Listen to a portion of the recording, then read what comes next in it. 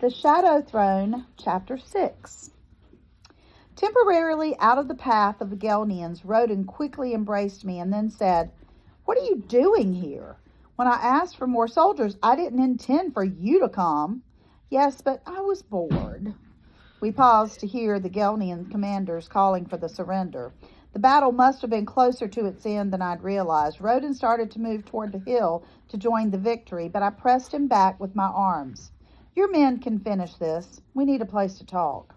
He sighed. "We can talk, but as you probably noticed already, they're not my men." Then he motioned me down the ridge to a quiet cove that didn't appear to have seen any fighting.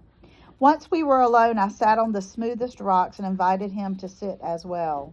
He shifted the weight on his feet as if he felt more comfortable, poised for battle.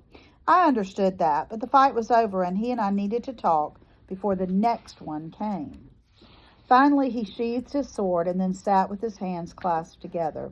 He glanced at me briefly and then hung his head and scraped at the ground with his boot. We sat in silence until he finally said, "The night before we took this garrison, I heard the men talking. They knew it would be hard and risky, and most of them expected to fail. I almost stepped from the shadows just then to assure them that I'd fight at their side until the end.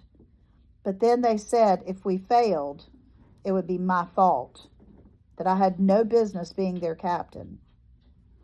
When he looked up at me, his eyes were filled with sadness and doubt. "They're right, Jaren." For some reason, a memory from childhood came to my mind of standing before my father as he sat on his throne, staring down at me in full disapproval. Earlier that day, I had taken all the coins from the offering dish at the church.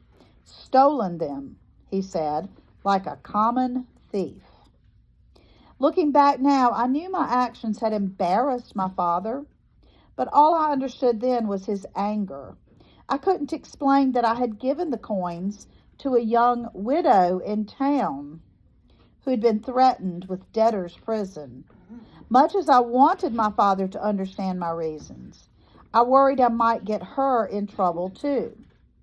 In front of the entire court, he told me I was nothing like a prince should be.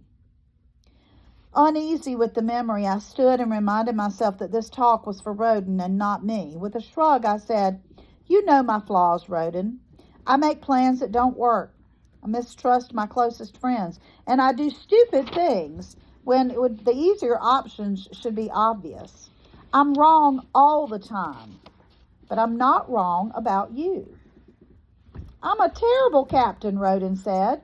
"You can't convince me otherwise." "Oh no, I agree with that," I said. "You are terrible." He drew back. "Is that meant to encourage me?" Once again, my memories transported me back over the years. After my father sent me away, I sometimes overheard people talking about the missing prince, about me. At first, I had expected to hear sadness, how much they mourned my loss. They were sad, yes, but not in the way I thought. They didn't miss me, only my mistakes, my pranks, whatever I had done that gave them a story worth laughing about. These were people who had bowed when I entered a room, but they never loved me, certainly never respected me. "I see," Roden nodded. "You had no business being a prince." "Nor a king. Before I went to the pirates, do you know why Gregor was able to so easily manipulate my regents?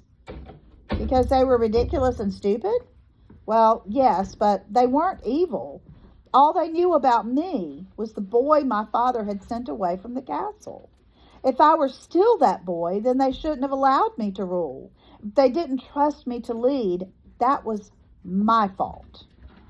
Now Roden understood. "But they follow you now. They bow because they respect you, not just your title. It's different for me. I'm not worthy of my position, and you know it."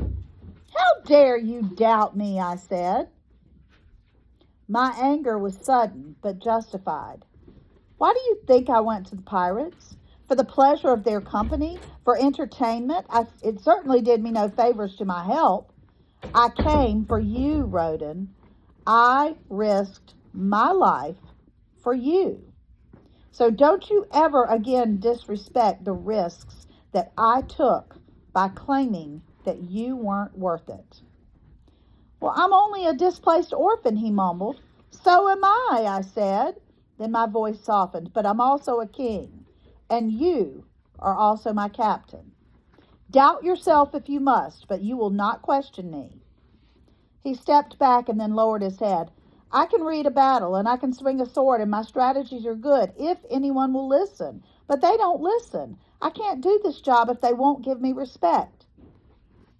Nobody gives you respect in this life, I said. You must take it. You must earn it.